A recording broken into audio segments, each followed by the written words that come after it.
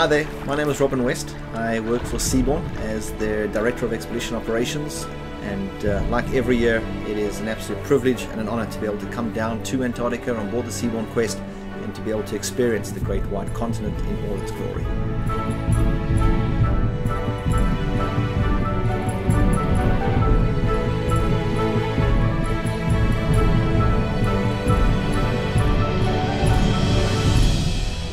Very hard to describe to the average person what Antarctica is all about. You show people photographs, you tell them about it, you tell them about what they're going to see, what their experience entails, but it's not until you get down to Antarctica and actually experience it for yourself that you really understand.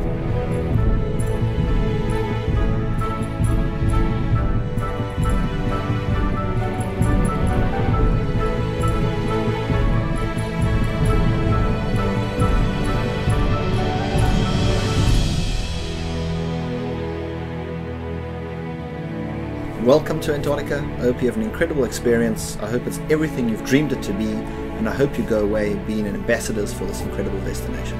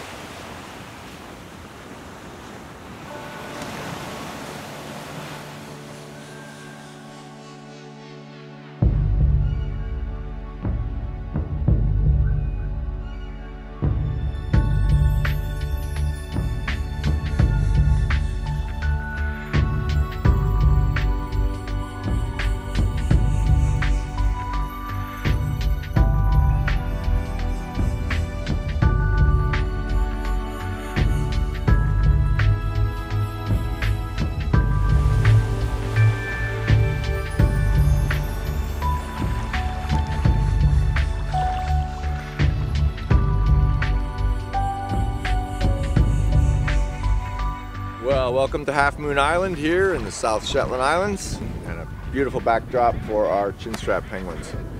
We've got several colonies around here in this bigger rookery. This one's quite accessible for us, and it's also quite accessible for the penguins coming and going, feeding and taking over the incubation shifts. So if you look at the penguins that are lying down, they basically all have 1 or 2 eggs. The egg laying is finished, and they're just about to hatch out probably within 5 to 7 days. And you have some birds that are attending a nest, a spot, possibly for next year, or maybe they even lost a mate this year. But by and large, you've got mated pairs here lying down on eggs, waiting for their mates to come back and relieve them for the incubation duty.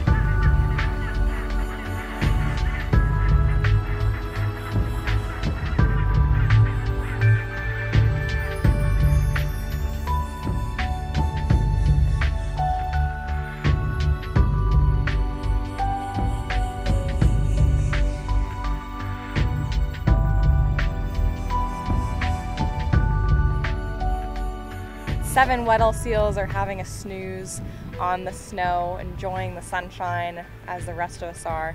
Weddell seals are one of the champion deep divers, so they're resting up after probably expending quite a bit of energy foraging out in the ocean, in the waters behind us here of the South Shetland Islands or the peninsula. In the past couple years, we've definitely noticed that some individual Weddell seals return to this particular area on HALFMOON Island year after year. We can tell them apart by the markings that kind of look like camouflage splotches found on the undersides of their body. So with one photo of a seal belly, you can tell individuals apart, similar to what you can do with things like humpback whales and killer whales for individual identification.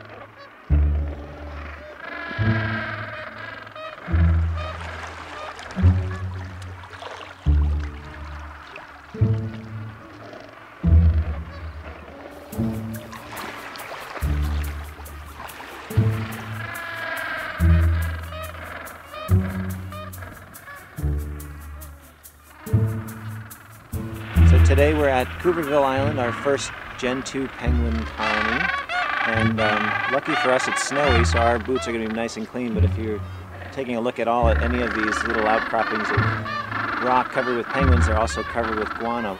So some of the nests here are quite big. There's piles of stones that they're constantly building up and even stealing from each other. And the females particularly like when the males bring them stones, so even as we sit here watching, we can see when the males come back from feeding and they're about to relieve their mate, they're picking up stones and presenting them to their partner.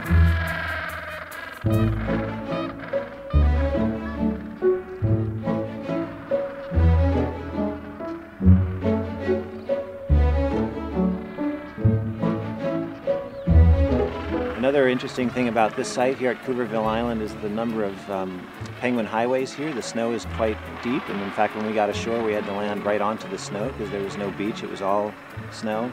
And so coming from the shore up to this colony and then up to the colony above, there's some very distinct penguin highways, and so it's basically kind of like what we do. The first group to come ashore has sometimes a rough time setting the trail, but then by the end of the landing it's all packed down and much easier. So that's what these guys are doing. They're finding the path of least resistance.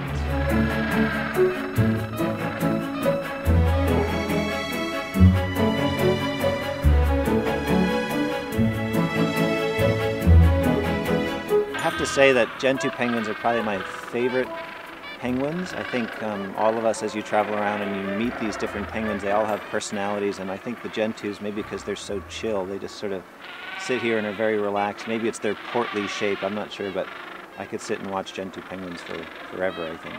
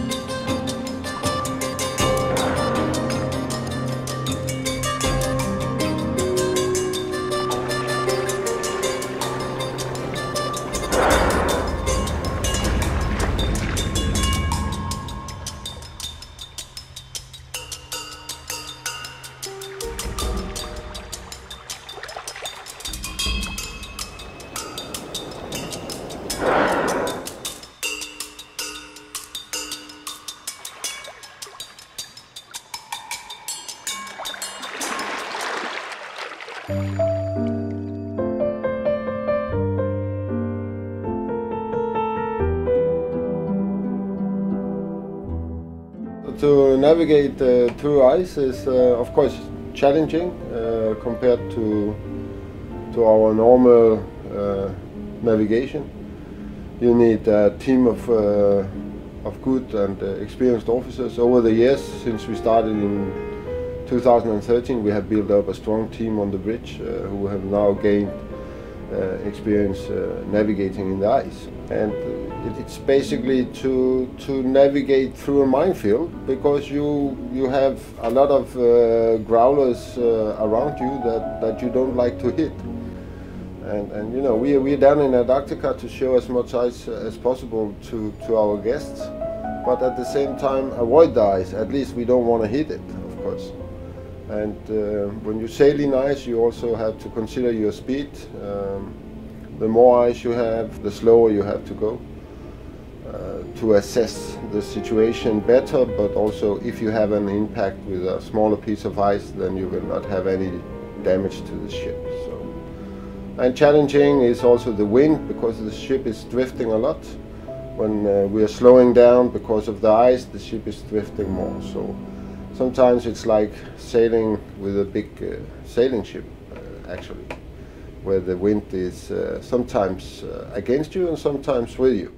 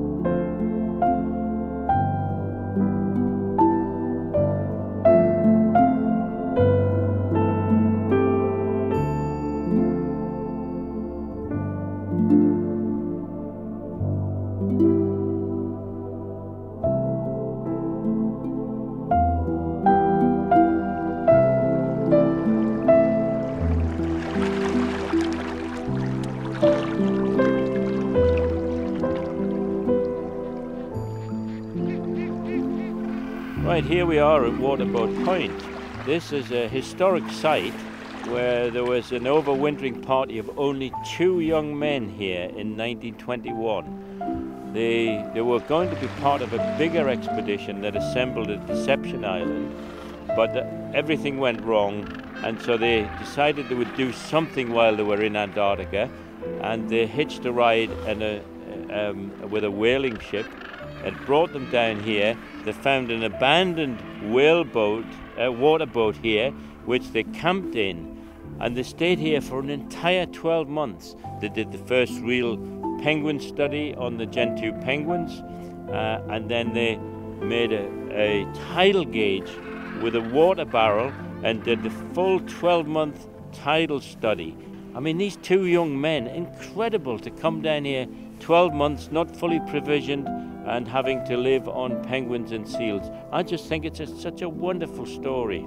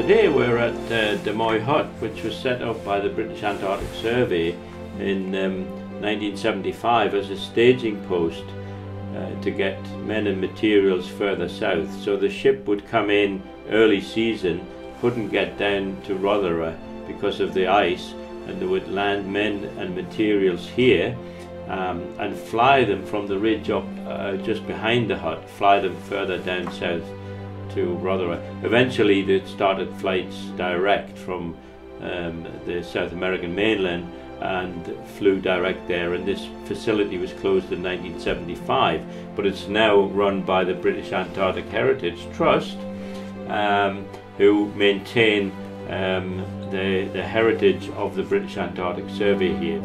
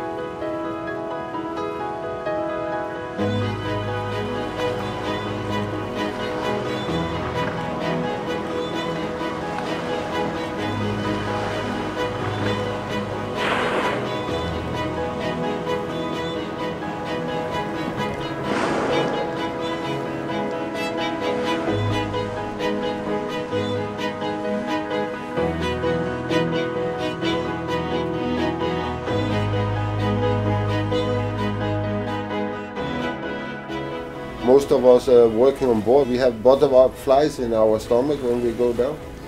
And what makes it special is that it's probably one of the few places on this planet where it's still untouched.